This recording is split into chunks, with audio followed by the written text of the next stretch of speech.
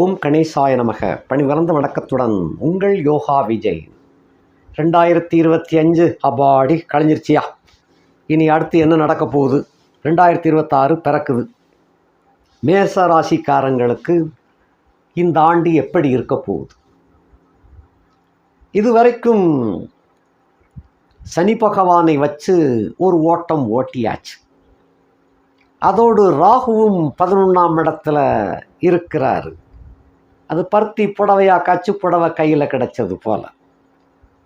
ஒரு சில மேசராசிக்காரர்களுக்கு மட்டும் இந்த 3, 6, 8, 12ஆம் எட்டுக்குடையவர்கள் தசை நடக்கின்றவர்களுக்கு எதிர்பார்த்த பலன்கள் கிட்டியிருக்காது. என்றாலும் கூட உங்களை பொறுத்தமட்டில் சனியினால் ஏற்படக்கூடிய யோகம் நிச்சயமாக 2026ஆம் ஆண்டு மார்ச் 6ஆம் தேதிக்குள்ள கண்டிப்பாக கிடைச்சிடும். அதில் எந்த சந்தேகமும் இல்லை. அதாவது கெடுதல் தசை நடந்த போதிலும் கூட அந்த கெட்டதிலும் ஒரு நல்ல யோகத்தை கொண்டு வந்து சேர்த்துருவார்.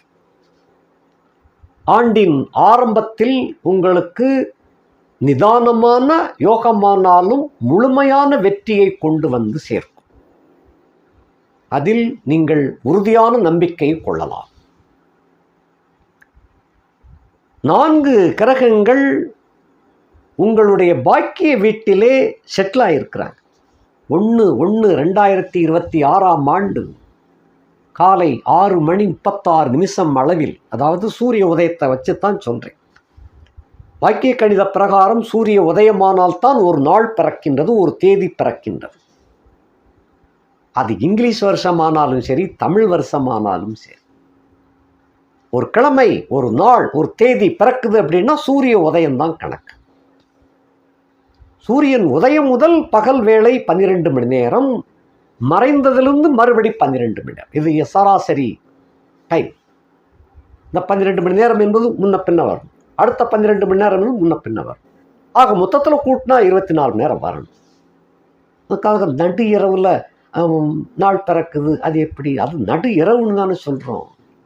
சரி, அந்த சப்ஜெக்டுக்குள்ளே போக வேண்டாம். ஆக விடிகாலை சூரியன் உதிக்கின்ற வேளையிலே நமக்கு அந்த தேதி பிறக்கின்ற காரணத்தினாலே அந்த சந்தர்ப்பத்தில், அந்த சமயத்தில் கிரக கூட்டங்கள் எப்படி இருக்குதுன்னா, உங்கள் வீடு சுத்தமாக இருக்குது, 2ஆம் இடத்துல சந்திரன் உச்சம் பெற்று போயிருக்கிறாரு, 3ஆம் இடத்துல குரு பகையாகி வக்கரத்தில் இருக்கிறாரு, 5ஆம் இடத்துல கேது பகையாக இருக்காரு, 9ஆம் இடத்துல சூரியன் இருக்கிறார்.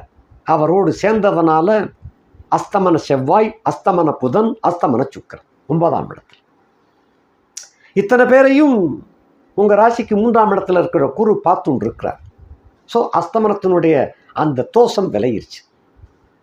10 சுத்தமாக இருக்குது. 11ஆம் இடத்துல 12ஆம் இடத்தை நோக்கிய பயணத்தில் சனி இருக்கிறார், 10ஆம் இடத்தை நோக்கிய பயணத்தில் ராகு இருக்கார். இந்த 2 பேரும் எதிரும் முதிருமாக ஓடிக்கிட்டு இருக்கிறாங்க. இப்படிப்பட்ட கிரக நிலைகள் ஆண்டின் ஆரம்பத்திலே, சனிப்பெயர்ச்சி என்பது ஜனவரி மாதம், பிப்ரவரி மாதம், அடுத்து அது ஒரு 5 நாள். ஆக ஏவரேஜாக கிட்டத்தட்ட 65 நாட்கள். அந்த 65 நாட்களுக்குள்ள இதுவரையிலும் கிடைக்காத சில நன்மைகள், சில யோகங்கள் நிச்சயமாக வந்து சேர்ந்து. இதன் பின் அப்போ சனி 12ஆம் இடத்துக்கு வந்துருதாரியா. அப்போ எங்களுக்கு என்ன செய்யணும்? கண்டிப்பாக விரயங்கள் அதிகமாக ஆகும். அது மட்டும் உறுதி. நான் பொய் சொல்லப்படாது. 12ஆம் இடத்துல சனி வந்தால் விரைய சனி. அதை நல்ல செலவாக பண்ணிருங்க. கொஞ்சோண்டு பணம் இருக்குதுன்னா கூட இன்னும் கொஞ்சம் கடனை வாங்கி ஒரு இடத்துல வாங்கி போடுங்க. அந்த நிலம் மண், அதாவது கையிருப்பு பணம் மண்ணாகட்டும். அப்படி போகவில்லை என்றால் அது மருத்துவ செலவுக்கு போயிடும். உங்களுடைய மருத்துவ செலவுக்கோ அல்லங்கில் உங்களை சார்ந்தவர்களுக்காகவோ அது மருத்துவ செலவாக போயிடும். அதைவிட நீங்களாமே மனம் உவந்து அது மண்ணில், கட்டடத்தில், மண் என்பது கட்டடம் என்பதால் மண்ணை சேர்ந்தது, அதில் முழுக்க போட தோதில்லைனாலும் கொஞ்சம் கடனை வாங்கி போடுங்க, தப்பில்லை. அந்த ஏழ்றையின் தாக்கம் மொத்தத்தில் இல்லாமல் போயிடும். இது ஒரு விஷயம். இது போக அப்போ 7.5 சனி மட்டும்தானா? மற்றதெல்லாம் யோகம் இல்லையா? மற்ற கிரகங்களும் பார்க்கணும் இல்லையா? ராசி நாயகன் செவ்வாய் பாக்கியத்தில் இருக்கிறார். இந்த வெளிநாடு வெளி மாநிலத்துக்கு போயிட்டு வரணும் சம்பாத்தியம் பண்ணுறதுக்குங்கிறவங்களுக்கு இந்த காலகட்டம் அருமையான ஆண்டு. கண்டிப்பாக வெளிநாட்டுக்கு போகலாம். குருவின் பார்வை இருக்கின்றது, தாராளமாக போகலாம். வெற்றி உங்களுக்கே. சம்பாத்தியம் பெருக்கணும், சம்பாத்தியத்தை பெருக்கி காட்ட வேண்டும். ஸோ இடத்தை விட்டு இடம் போனீங்கன்னு சொன்னால் தொழில் உத்தியோகம் கிடைக்கும், வியாபாரம் சிறக்கும், தொழில் விமோச்சனம் பெறும். படுத்து கிடக்கிற தொழில் கூட முன்னேறிவிடும். அந்த யோகம் உங்களுக்கு சிறப்பாக இருக்கு. 2-7 சுக்கிரன் அவர் 9 இருக்கிறாரு. நீங்கள் வெளியேறினால் பணம் உங்களுக்கு வருமானம் வந்து கொண்டே இருக்கும், அடைபட்டு கிடக்கப்படாது. ஏற்கனவே நீங்கள் மேசம் வீரம் மிகுந்தவர்.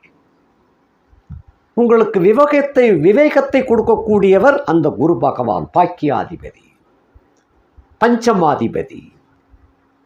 பஞ்சமாதி ஸ்தானத்தில் கேது இருக்கிறார். அந்த கேதுவுக்கு 5ஆம் இடத்திலே பஞ்சம ஸ்தானாதிபதி இருக்கிறார். அவரை குரு பார்த்து கொண்டிருக்கின்ற காரணத்தினாலே 5ஆம் இடம் உங்களுக்கு சப்போர்ட்டாக தான் வரும். வீரம் மட்டும் விலை போகாது, விவேகமும் துணைக்கு வர வேண்டும். இந்த 2ம் சேரக்கூடிய ஆண்டு தான் உங்களுடைய 2026ஆம் ஆண்டு. ஆகையினாலே களரி வித்தையில் வீரம் இருந்தால் மட்டும் பத்தாது, விவேகம் வேண்டும். இந்த இடத்தில் இப்படி தடுக்க வேண்டும், இந்த இடத்தில் இப்படி அந்த தாக்குதல் பண்ண வேண்டும். அது மின்னல் வேகத்தில் இயங்கணும். அதுதான் களரி வித்தை. அந்த மர்ம முடிச்சுக்களை பார்த்து அந்த அட்டாக் பண்ணக்கூடியது. அதே போல எதிரியும் அதே போல தான் பண்ணுவான். களரி வித்தையிலே 2 பேரும் விளையாடக்கூடிய காலகட்டம்.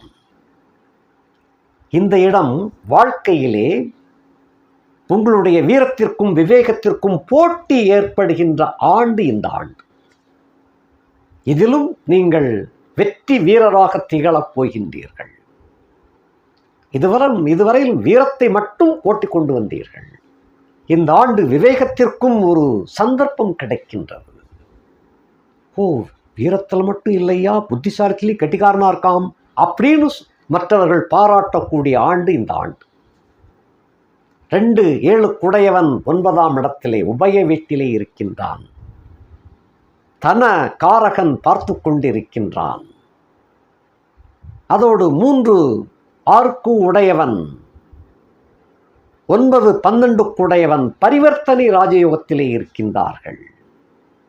ஆல்ரெடி குருவின் பார்வையை பெற்றதனாலே பொதுனும் நல்லவனாகிவிட்டான். இங்கே வீரம் விளையாடும். 6ஆம் வீடு புத்திசாலித்தனத்தினால் எதிரிகளை தோற்கக்கூடிய வல்லமை. 6ஆம் இடத்திற்கு அவர் 4ஆம் இடத்திலே இருக்கின்றார். 6ஆம் இடத்திற்கு 4ஆம் இடத்திலே சூரியன், செவ்வாய், புதன், சுக்கிரன். இத்தனை பேருக்கும் குருவினுடைய பார்வை கிடைக்க பெற்றதனாலே அந்த ஒரு பாயிண்ட், இந்த கபடி விளையாட்டில் எல்லையை தொட்டுட்டு திரும்பி போகிறச்சே மொத்தத்தில் போட்டு அமுக்குவாங்க. இந்த ஒருத்தர் மூச்சு விடாமல் கபடின்னு அந்த எல்லைக்கோட்டை போய் தொட்டுட்டாருன்னு சொன்னால் எத்தனை பேரெல்லாம் பிடிச்சிருந்தாங்களோ அத்தனை பேர் அவுட்டு. அந்த கதை தான் இந்த ஆண்டில் உங்களுக்கு நடக்க போகுது. பிடிச்சி அமைக்கிடுவாங்க. அமைக்கினாலும் முக்கியமான ஒரு பாயிண்டில் தட்டி விட்டுருவீங்க. அதுதான் உங்களுடைய புத்திசாலித்தனம். அந்த பாயிண்டில் அடிக்கும்போது அத்தனை பேரும் நொறுங்கி போயிடுவாங்க. இது இந்த ஆண்டில் நிச்சயமாக நடக்கும். வாழ்க்கையில், வியாபாரத்தில், தொழில்துறையில், உத்தியோகத்துறையில் அத்தனையுமே உங்களை பந்தாட வேண்டும் என்று எண்ணக்கூடியவர்களுக்கு தூக்கி போட்டு மிதிக்கக்கூடிய கட்டம் இந்த ஆண்டு. அதில் எப்படி ராஜதந்திரத்தோடு செயல்படக்கூடிய ஒரு வல்லமை. 5ஆம் இடத்துல கேது சும்மா இல்லை, அவர் நெருப்போடு விளையாடிக்கிட்டு இருக்கிறாரு. ஆகையினால் யுக்திகளை கையாள்வதிலே மிகுந்த வல்லமை உங்களுக்கு ஏற்படும். அதிபுத்திசாலித்தனமாக விளையாடுவீங்க. இது வாழ்க்கை.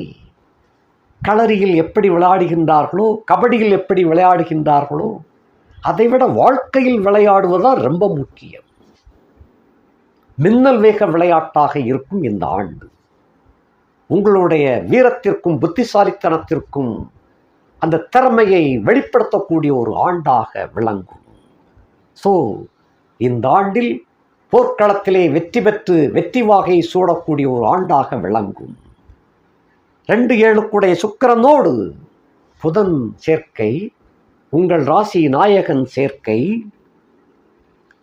அந்த புதன் என்பவர் 3க்கு உடையவன் என்ற காரணத்தினாலே மன்னன் எவ்வளவுதான் வீரத்தோடு விளங்கினாலும் காதலிலும் கெட்டிக்காரன். அதான் மன்னன்.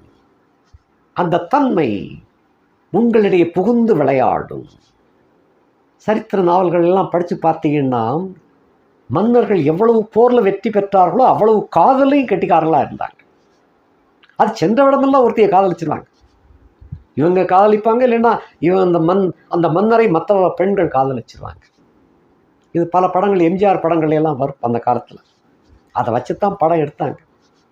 அதெல்லாம் உங்களுக்கு அச்சயமாக பொருந்தும். மேச லக்னத்தில் பிறந்தவர்கள் 100க்கு 100 பொருந்தும். அந்த மாதிரியான குணம். சின்ன வீட உண்டு அப்படின்னு தைரியமாக சொல்லக்கூடிய ஒரு நபர் உங்களை தவிர வேறு யாரும் கிடையாது. ஆமையா வச்சிருக்கையா அப்படின்பாங்க. அடுத்து ஒருத்தர் ஒன்றும் பேச முடியாது. அதெல்லாம் இல்லையே அப்படின்னா தான் அப்படி இப்படின்னு சொல்லுவாங்க. ஆமான்ட்டா முடிஞ்சு போச்சு.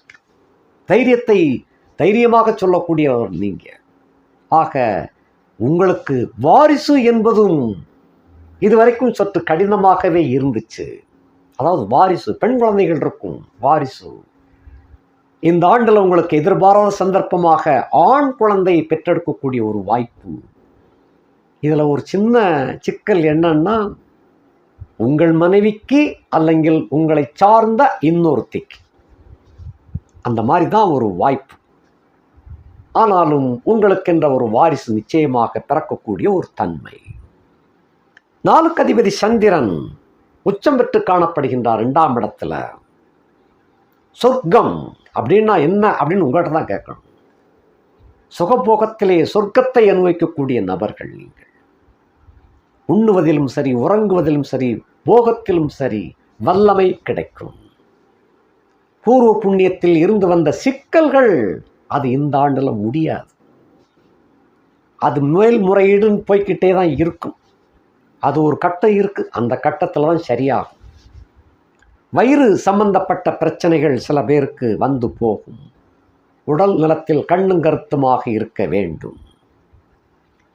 அடுத்து 9, 12 3ஆம் இடத்திலே மறைந்த போதிலும் வக்கரத்தில் இருக்கின்ற காரணத்தினாலே தோப்பனாருக்கு ஏற்பட்ட ஆரோக்கிய குறைவு ஒரு சிக்கலை கொடுத்து சரியாயிடும்.